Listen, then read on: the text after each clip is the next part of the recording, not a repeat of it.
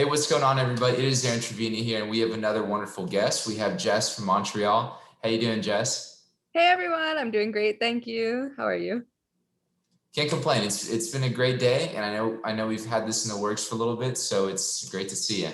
Yeah, I'm super excited to be here. Thank you so much for having me. Yeah, absolutely, Jess. So for those of us who aren't too familiar with you, would you introduce yourself, please? Yeah, so my name is Jessica Zeitz. I'm from Montreal and I run a digital marketing agency. I specialize in the real estate industry, which is why I'm on this awesome podcast. So I help real estate developers and real estate agents with all of their marketing. We do Facebook, Instagram, LinkedIn, email marketing campaigns, as well as Facebook and Google ads. Okay, now that's awesome. That sounds like a pretty. I'm sure you're busy, and it sounds like a pretty niche part of the business to be in. Yeah, I love it because those are like my two passions. Like I always had a passion for writing, so I do all the writing in my business, like all the captions and blog posts and stuff. And I've always had a passion for real estate, so it's really been fun to like see them come together. Yeah, no, it's interesting you say that, Jess, because it kind of sounds like when you think of writing in real estate, you think of things that there's no overlap, right? They're completely disassociated. Oh, for sure. Like I never even knew this was my dream job because I never knew that it could be a job until like I fell into it, which is like long story, but I'll probably get into it on the podcast. But yeah, so the fact that I could bring these two worlds together and really do something I love, especially the fact that I do it for myself, is really, really like an amazing thing, and I'm so grateful to have found it. Yeah, absolutely. No, I'm pretty excited to get into this, given that not only are both of your worlds of writing and real estate colliding and, providing for you, you're also able to do it on your own. Yeah, and make actual money because as a kid, like I always thought about being a writer, but I always thought about it in the context of like writing novels. And then you always hear like starving artists and struggling authors and you never make money. So it kind of like deterred me.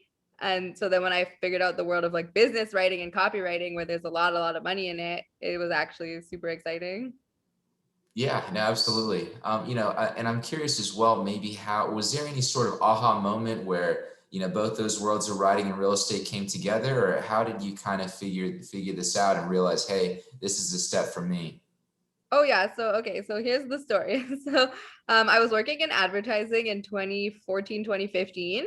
So I was actually brokering the deals that put ads on your phone. So like when you were scrolling and you saw like a Candy Crush ad or something like that, I was probably part of it. So sorry for that. And I honestly loved the job. Like the office was amazing. The people were nice. It was very relaxed. You know, we got beer on Fridays. You could wear sweatpants, whatever. I did like business trips. It was super fun, but it was still like really strict 9 to 5. They really didn't want anyone working from home. And I just like never really loved the 9 to 5 life. And then in like late 2015, my boyfriend at the time broke up with me, and I always had it in the back of my mind that if I were to be single again, I was going to leave the country.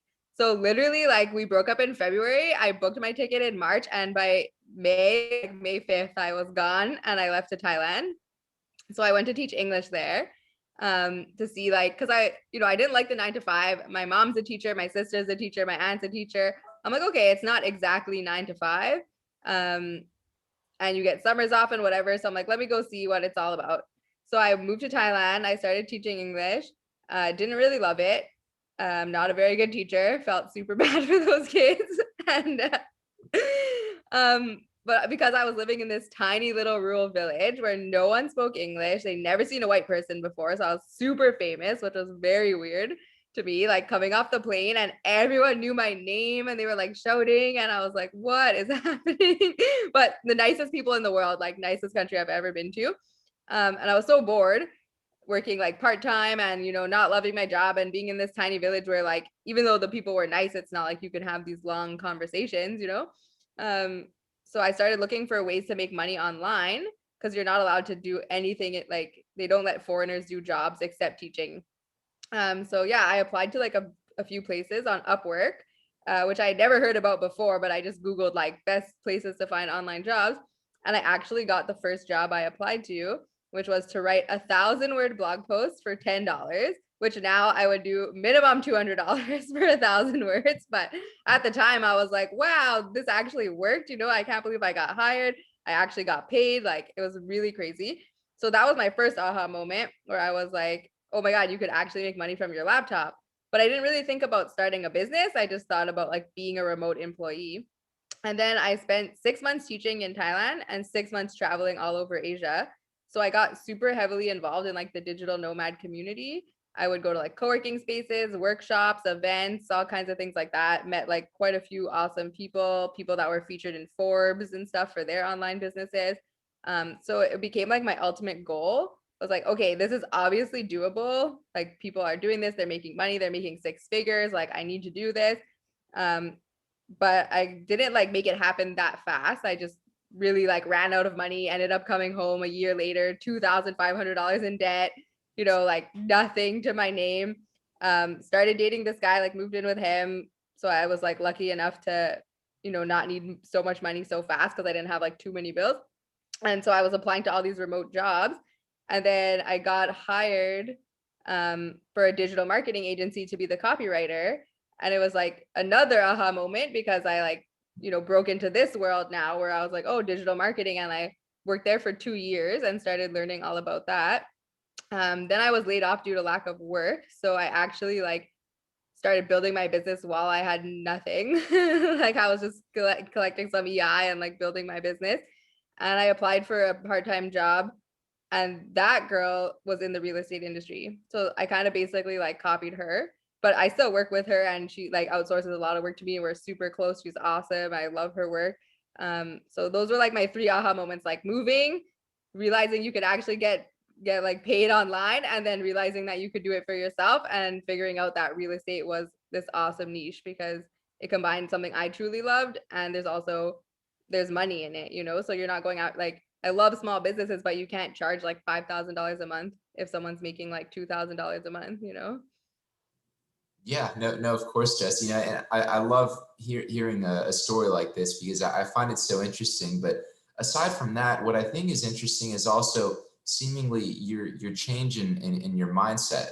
It kind of seems like you're having to transition from, okay, hey, I'm working in Montreal, now I'm going to Thailand, now I need to pivot and do something else. How are you adjusting to changing your mindset during this period of time?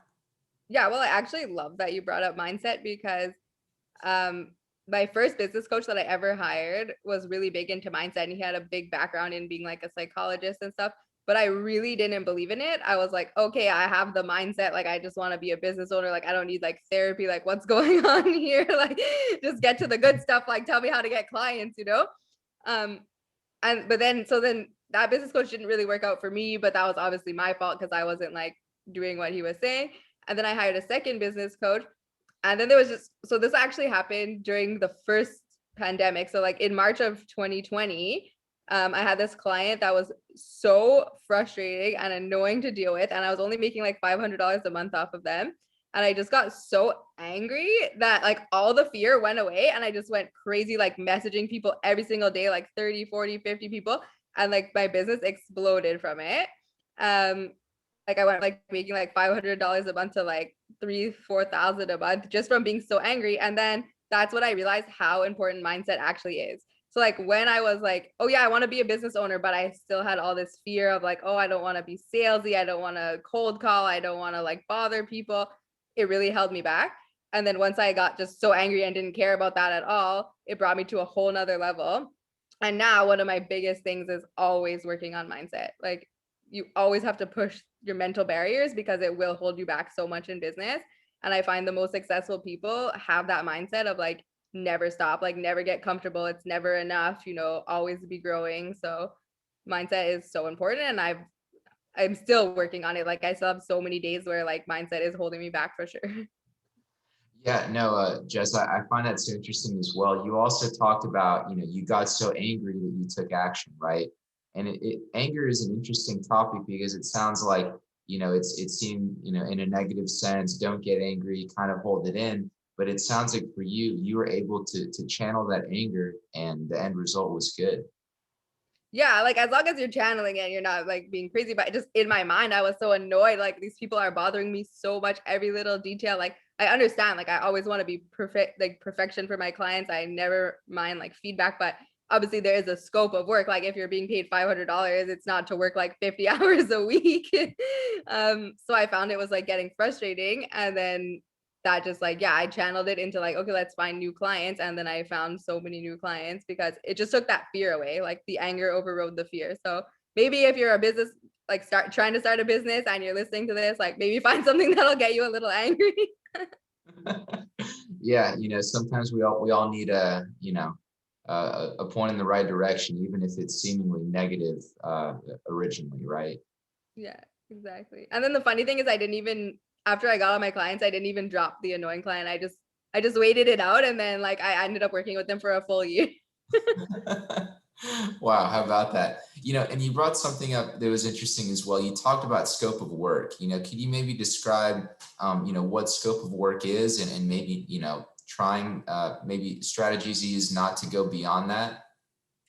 Yeah, so that is definitely something that like as you're starting out, you need to be aware of because you will get taken advantage of. And there is also just like learning curves. Like you might say something like, "Oh, I'll do this video for $50," like not understanding that it takes like 20 hours and you've just like you spent your own money. You're basically paying the client now to do this work for them. So it's definitely a process of trial and error. But my advice is to be as clear as possible. Like have written contracts, set out exactly what they're getting for that price and then what you're willing to do. So I'll say like, okay, for this blog post, it's going to be $50 to $100 depending on the word count. And I always price it by word. I usually do 20 cents a word so they know exactly like what they're getting. And then I include maximum 3 revisions. So if they're going to go over 3 revisions, they have to pay another $50. And I'm like very like clear about that in the work. Same thing for like social media it's simpler because we'll do it by post. So it's like they get for the pack, like I do package deals. So if they want 3 posts per week, it's X amount. If they want 5 posts per week, it's obviously more. The biggest packages include 5 posts per week on all platforms plus 3 Instagram stories. And then I do charge around $3,000 a month for that. And I do have people that are like, oh, that's crazy, that's so expensive. But honestly, like it's not just me. I have a whole team. So I'm not just paying myself. Like I wish I could do it all, but I can't. So I have a graphic designer. I have a Facebook ad specialist. I have myself. There's overhead on all of it. I pay for Canva Premium. I pay for analytics tools and reporting services. So like when you add it up, it's like, yeah, well, I'm not making like thousands of dollars an hour here. And also if you're getting rejections or objections, talk about the return on investment. Like the point for me is always that the client is going to get back way more than they're paying per month. So if they're paying $3,000 per month, then they need to be seeing at least $5,000 of business coming from my efforts. Yeah, no, absolutely. And you brought up something that's a neat conduit as well, is also that return on investment, right? It kind of seems that at times that a lot of business owners or maybe people that are just starting out, marketing is one of those things where they just kind of throw it by the wayside, they disregard it. But it's kind of seems that we're living in a new world, a new business climate where the marketing is crucial.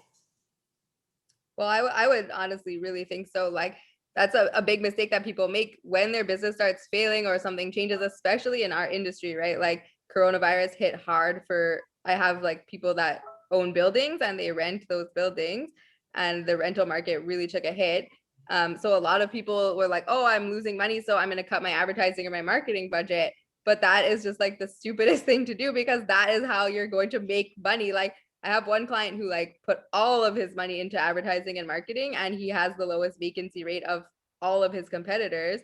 So it really just proves that like you want to spend the bulk of your money on advertising and marketing because it's not a spend, it's an investment.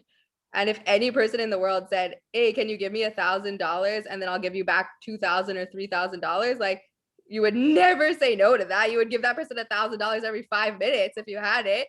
And that's how you need to look at advertising and marketing. When it's done properly, it's literally like putting in 1,000 to get back at least 2,000. Yeah, no, absolutely, Jess. And it's neat because that kind of sounds like what you just mentioned is also a mindset shift, right? Kind of transitioning from believing that, oh, marketing is one thing you can easily cut, to, hey, I should be putting the majority of my money into advertising and marketing so I can get that good return on investment. Yeah. No, I think it's a big, like, well, also it depends, but I know for me, at first I used to be like really adverse to spending money, but the saying is true. Like, you cannot make money without spending money. Like, you absolutely can't. And if you want to be in business, you're going to spend money. Like, I've spent more money in the past 2 years running this business than I have in my entire life. I've spent $10,000 in one day. And it's always, either it's been worth it or there's a couple times it wasn't worth it, but it was a huge learning curve. And like, in the end, it's just money. It's going to come back. Like, but if you're like super adverse to spending money, then do not be a business owner. Yeah, no, absolutely. And it's interesting as well. You also mentioned, hey, it's money, it's coming back. A lot of times, maybe you're in a tough spot, you're between a rock and a hard place. It can be tough to kind of have that long-term vision and say, hey, the money's going to come back, because on the front end, you think, oh, well, I just lost a lot of money. Yeah, no, I mean it's definitely devastating. Like I've been there. I've been in like I said, I came back from Thailand with minus $2,500 in the bank. Like I've had literally nothing, like pulling from cash advances from my credit card. And I'm like a person that I used to work in finance for 2 years. I have like an 859 credit score. Like I'm so obsessed with that. So like doing those things like really, really, really hurt me. But then in the end, like here I am, I came back $2,500 in debt in 2017, and like 3 4 years later, I've like quadrupled my savings, like 10 times my savings because of the business. I've tripled my income from when I used to work full time, for myself. So like you have to understand, like, I mean, obviously I'm not telling people to like risk their house or their family or whatever. Like I was lucky to be young, I had no kids, I had nothing like that, but you definitely need to spend money if you want to like have any chance at success. Yeah, no, absolutely. That in itself is also a mindset shift. And I'm curious as well, you also talked about coming back, from Thailand, kind of putting one foot in front of the other, to now you're having your own business. Could you maybe kind of describe, maybe a few challenges you faced when, trying to scale up? Oh yeah, for sure. So just getting a remote job was extremely challenging. So first I got back and I was applying to all these places, and then the first job I got, I only got paid $8 an hour, which like in Canada we have such an expensive cost of living. The minimum wage at the time was like 10.75 an hour, and I was being paid $8. And I hated the job, even though the people were nice, but it was like customer service. And I'm just like, I'm not a good customer service person. Like, I just don't want to deal with people's problems in that way. Um, and then I was like trying to find a different job. And I got this email because I was on all these remote job platforms. And I got this email like, oh, we found your job, like your profile. We want to offer you this data entry job. It's going to be like $21 an hour. And I was like, okay, I was so desperate. Like, never in my life would I want a data entry job for some insurance company, but I was like so desperate. And then it turned out to be a huge scam, and I got frauded out of $8,000. So that was definitely a giant setback and obstacle. And like, it sounds so stupid because when I say the story, you're like, wow, like, how dumb are you? Like, how didn't you know? But I guess I was just so desperate at the time. So basically, they're like, yeah, we have to send you like, we're going to send you like checks. And then you have to like deposit the checks into this specific bank account. And like obviously like I asked like, oh, that sounds suspicious and weird, like what's happening here? But they had so many explanations. They're like, oh, well, you're going to be dealing with like petty cash and transaction. It's just a test to like see if you're trustworthy, and we also have to make sure if the bank accounts like will work and blah blah. And like it just kind of sounded like okay. And they had like a proper website, they had LinkedIn profiles, it seemed super credible.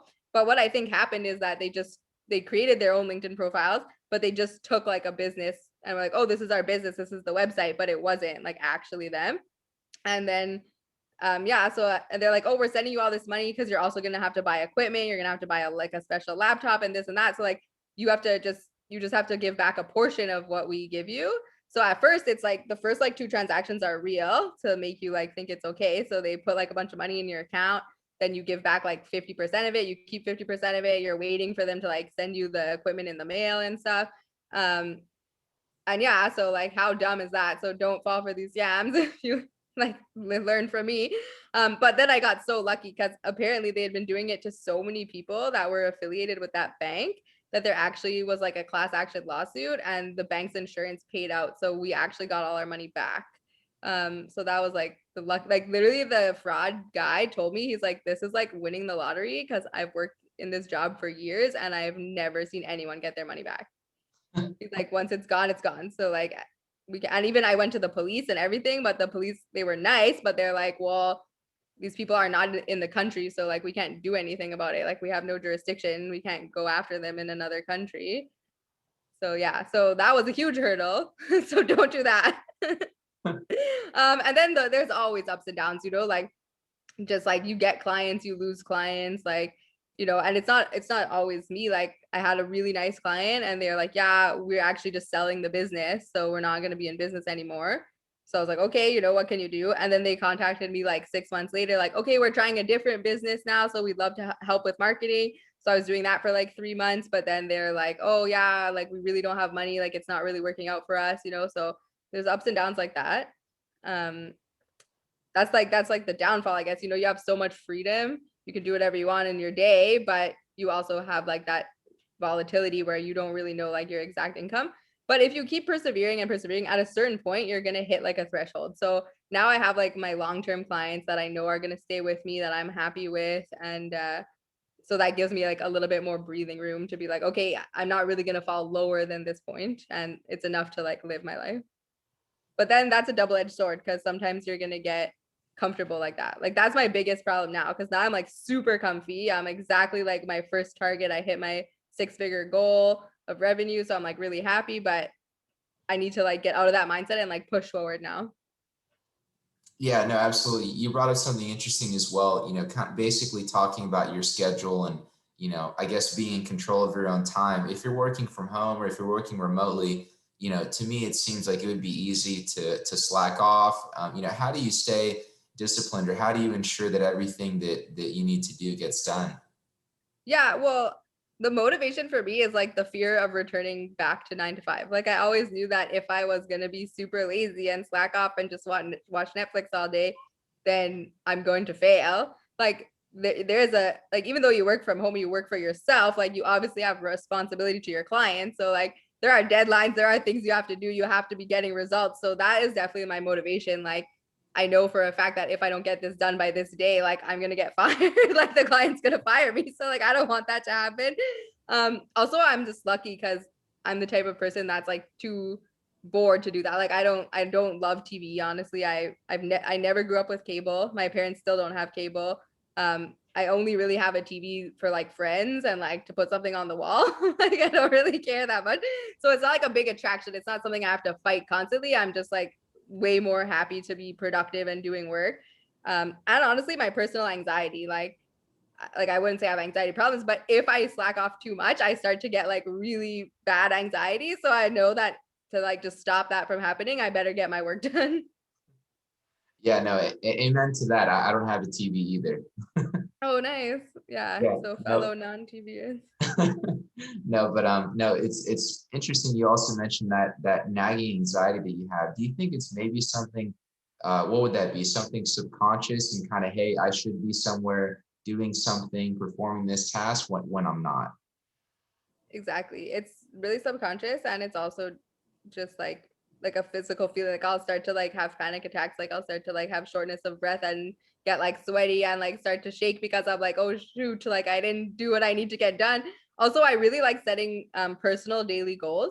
So like every day I'll wake up and be like, I want to get this and this done, even if it's not like super important. It might be like the deadline's in a week, but I want to get it done today. So if I don't meet my personal goals, like I get really sad about that. And it's pretty rare that I don't meet the personal goals. So I find that helps too, to like literally have a list of like, these are the 3 to 5 things that have to get done today for me to feel like I was productive. Yeah, no, absolutely, Jess. And one thing I'm definitely guilty of is writing a humongous list, which on its face seems good. Oh, hey, you have a to-do list, and then at times I'll get bogged down in like the really minute tasks that don't really matter. When it sounds like it's better to have 3 to 5 things so that you can really get done. Yeah, for sure. And honestly, like I haven't tried some of those methods. Like I actually don't even write my list down. I've heard that it's like a really good idea to like write things physically, like on paper, but I haven't even tried that yet. And I haven't tried like the Pomodoro method or anything like that. So sometimes I wonder like, would I be extra productive if I were to actually do these things? Yeah. Do you have any methods that you use or like anything to like really keep you on track? Uh, I, I I guess I have one. I don't know if it's the best. It's just kind of one that I'm trying out right now. I just take one white, just blank white sheet, piece of paper, and I'll just kind of draw a few lines on it, and I make columns. So A, B, C, D, E. So A would just be A level priority, what you need to get done right now. B would be tasks that I probably should do. C would be, hey, they're nice to do, not urgent. D, delegate. E, eliminate. So Oh, nice. um, yeah, I found that just kind of through the grapevine. I'm trying it out, but just trying to find out what works. Yeah, for sure. And delegating is like an interesting thing, eh? Like I hired a part-time assistant in January and it's really been like helpful, but it definitely is like a learning curve because I'm so used to just trying to get it all done myself or like wanting to be really hands-on, but it's not like the best use of your time and it's impossible to like scale a business if you can't have people you trust to take tasks on. So now I've been getting good at like being like, okay, why am I even trying to do this when this is totally something my assistant can handle? And then that is the best. That was like my best feeling when I finally hired her and she was like trained and ready to go. And like I was just able to be driving in my car and like knowing that the work was getting done and that I was getting stuff done, she was getting stuff done, like double the amount of work was getting done. And it was like the best feeling. So I definitely need to like work on that. Do you delegate like well, or is that something you're also working on? That's definitely something I'm also working on as well. So Yeah, I know it's like a weird feeling, eh? yeah, yeah, no doubt. I guess, kind of, again, it's kind of, as we spoke before, it's kind of that mindset shift, right? Just kind of you being in this mode of, hey, I need to get it done, need to get it done, to, maybe saying, hey, I should pass this off to someone else, right? Yeah, exactly. I just like trusting the person. It's scary to have employees because obviously they have the power to like ruin you if they wanted to, but like then you have to think about the fact that they need money too, they need a job too, so it's not in their best interest to like start screwing things up because obviously you could fire them if they're doing a bad job. So that's been something I try to remind myself, like, no, it's okay to like pass this off because they're not gonna like be intentionally bad or like intentionally slow. Like they might make some mistakes, but I always give myself a buffer time to like look it over and stuff. So Yeah, no, definitely. That makes a lot of sense. And one thing I'm interested in as well is, you also kind of spoke about, your two worlds colliding, really coming together into what you have now, kind of the writing and then the real estate. So it sounds like you were also, relatively familiar with real estate terms. I'm curious, was that kind of a difficult transition, maybe using particular real estate terminology in your writing, or how do you go about, copywriting properly? It wasn't too hard, like because I love researching and I love learning about new things, and I was like fairly familiar, but I've learned so many new things, so many interesting things. Um, but yeah, honestly, Google is your best friend. And if you don't know something, just like get better at it, learn, research, watch the experts, go on YouTube, do what you can to get smart. Like I don't think it should ever limit you. Like I think it's important to be like, okay, you could tell your client like, oh, I've never written about this, I'm not an expert in this, but I have no problem becoming one. Um, and also that's kind of like a copywriting technique that you learn. Like I always take look at the 3 to 5 like best Google search results, and I try to like make a nice combination of the top 3 to 5. So if these are the top three that are ranking so well, obviously they're doing something right. So my goal is to improve on it. It's never to plagiarize, it's never to copy, it's just to like take it, improve on it, and make it my own, so then it could be as good or if not better, and hopefully rank like really high on Google. Yeah, yeah, no, absolutely. And I know this may sound kind of elementary, but could you maybe talk about the difference between just writing versus copywriting? Yeah, for sure. So like writing is whatever, creative. You could write a book, you could write a novel, you could write a poem. And then there is like blog post writing, which is a little bit different because it's more about like informing and teaching and stuff like that. But copywriting is really about writing to sell. So it's way more calculated. There are certain formulas that people use. I have books like one of my Bibles is a book by Joseph Sugarman, who was like a super famous, probably like one of the best copywriters in the world. Um, and his like thing is that your whole goal is to get people to read the first sentence. And then the goal of the first sentence is to get people to read the second sentence. And the goal of the second sentence is to get people to read the third sentence. And basically, like, so it's very, very much more calculated. And you also want to like appeal so much to your audience. So the key to being a good copywriter is to know your target audience like the back of your hand. So the more you know your client avatar, the more you know their pain points, the more you know what speaks to them, what problems, what issues you're trying to solve, the better your copywriting will be. So that is like, you should honestly spend like 6 months trying to figure out your target market and then spend like an hour writing instead of the other way around. Because that's what good copywriting is. And anytime you've seen an ad on Facebook that you've clicked on or bought something for, it's probably because the copywriting spoke to you and you were like, well, yes, I do have this problem. Like, oh, this is the solution. Like, wow, okay, wait, like, and you get interested in it because it's really speaking to you. Yeah, no, definitely. I've definitely been on, multiple social media platforms, and I'm not really looking for anything. I just kind of get on there, and then, right in front of me, there's something that's speaking my language directly to me. Absolutely. And that's also an interesting point you bring up because so I don't know if people are familiar, but you have sales funnel. So you would be at the top of the funnel where you're quite cold. Like you're not going on Facebook because you want to buy like an online course or like a shaving product or something. You're going because you just want to like relax and take time off and maybe see a fun cat video and stuff. So sometimes people's mistake is that they try to like talk to someone as if they already know the person. So you want to ask your client like where are you in the funnel, who are you targeting, like are these people that are very very aware of you and they're already like they're basically about to buy from you, because that style of writing is going to be different from just warming up your audience and just giving so basically a good tip is that to warm up the audience you really want to provide value and you want to talk always about your client and never about yourself. But once they've gone much further down the funnel, that's when you can start to kind of like promote yourself and pitch your actual product. And that's what I do in all of my digital marketing strategies. It's 80% value and information and entertainment and 20% hard selling content. Yeah, no, that's a great percentage to, I guess, what would you call it? Just a rule to go by, right? Yeah, we call it the 80-20 rule. So Yeah, no, I didn't invent it, but I use it. yeah, no, absolutely. Well done. And, I'm curious as well, is it kind of seems, I'm not really too familiar with the human psychology aspect of it, but it kind of seems like it's almost part of human nature. When you see something new for the first time, you might be intrigued, but a lot of times there's a knee-jerk reaction for you to immediately say no, right, to something that's seemingly unfamiliar. How do you get across that barrier? Honestly, repetition is the best thing. And that's like one thing that I have to explain to clients a lot because it seems repetitive to us because we're the one creating the content and we know, but it is not repetitive to the person reading it. Like the amount of ads that you're shown every single day, like I can't even count how many ads I saw just today, and I barely remember them.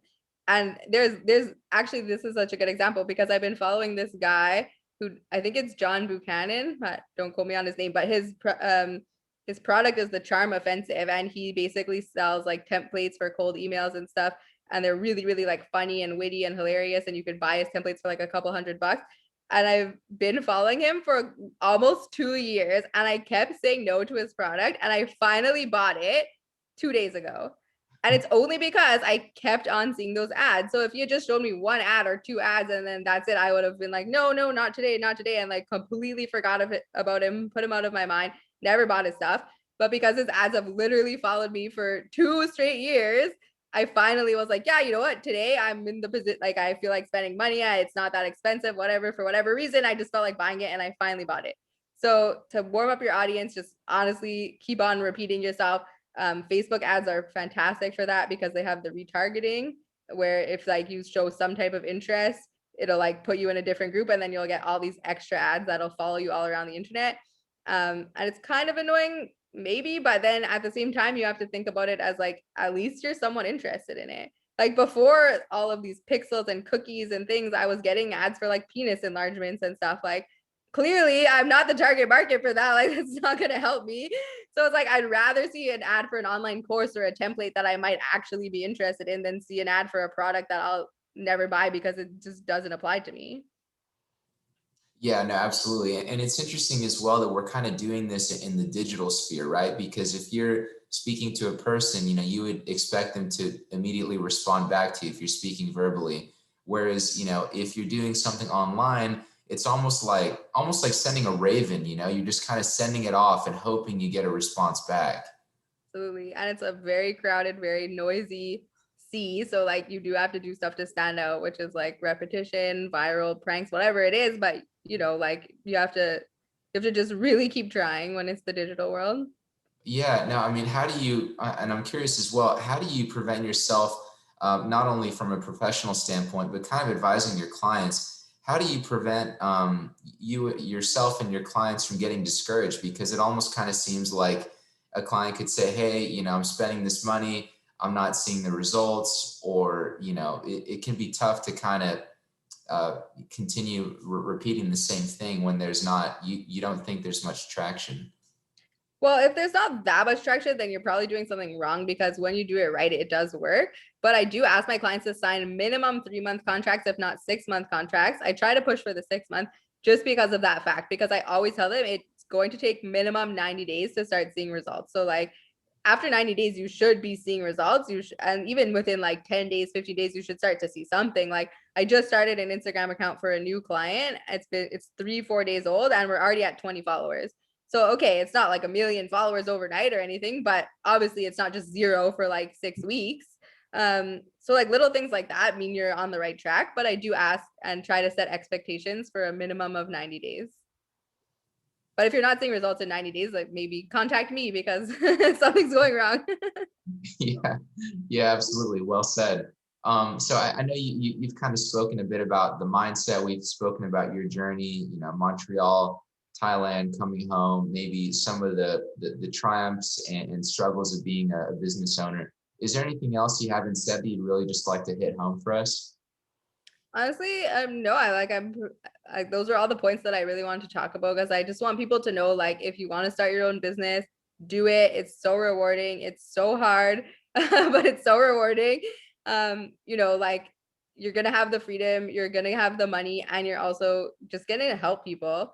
Like I think every good business is born from a desire to want to help somebody. So, I'm not like a charity or anything, but I do think I'm providing like a pretty decent service for people because everyone has their passion. So my clients obviously they're not just building houses for the fun of it or building condos for the fun of it. Like their passion is they want to create amazing communities. They want to create experiences. Like I have a client who has this building in downtown Montreal, Bricks MTL, if you guys want to check it out, anyone listening in the area.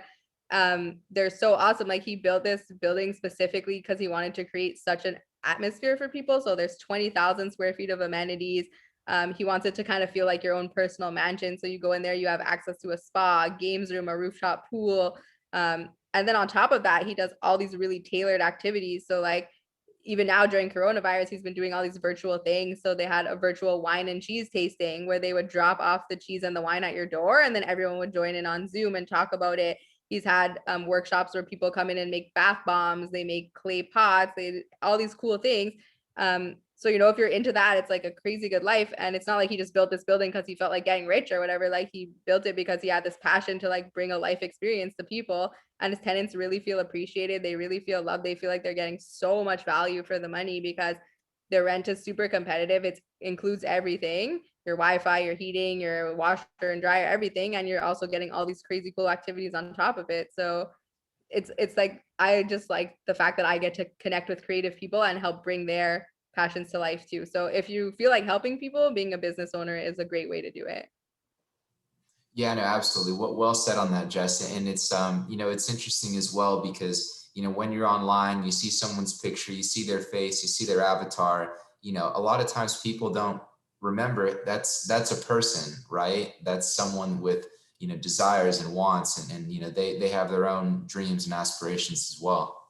Yeah, exactly. And also I always kind of I'm the mindset of like if you can't beat him, join him. So I don't think the way to change the world is to like be poor. I think the way to change the world is to like get as rich as all those bad, rich, evil white men and then, use your money for the good. Like that my actually my one of my biggest like ultimate goals, if I had like all of my wildest fantasies come true, would be to have enough money to buy like a pretty large building, maybe like 100 apartments, and then I would want to rent it out for free for 1 year to anyone who's like really struggling. So like, maybe single family, like single moms or people that have been abused or whatever, and they could live here for 1 year completely rent free, but on the condition that they're active, like they either have to actively be looking for work or have a job within 3 months, but we would provide like services to help them do that.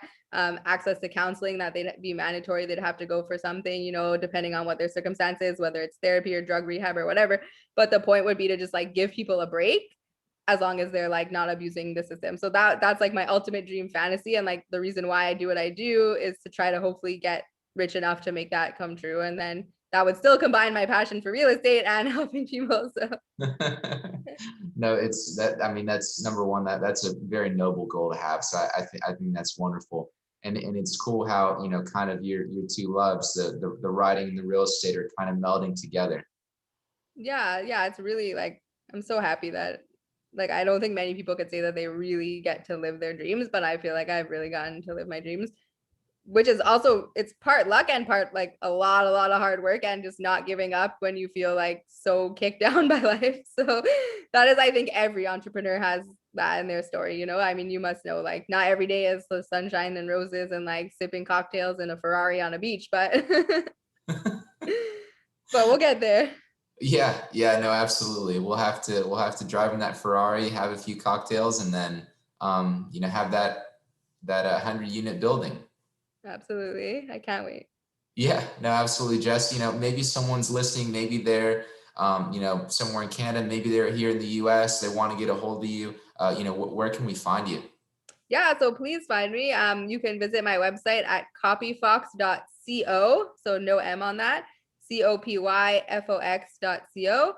You can also find me on social media. My Instagram is at copy.fox. Or on Facebook, you'll find me under Jessica Rochelle, RACHELLE, because I made my Facebook in 2007 and they don't let you change your name.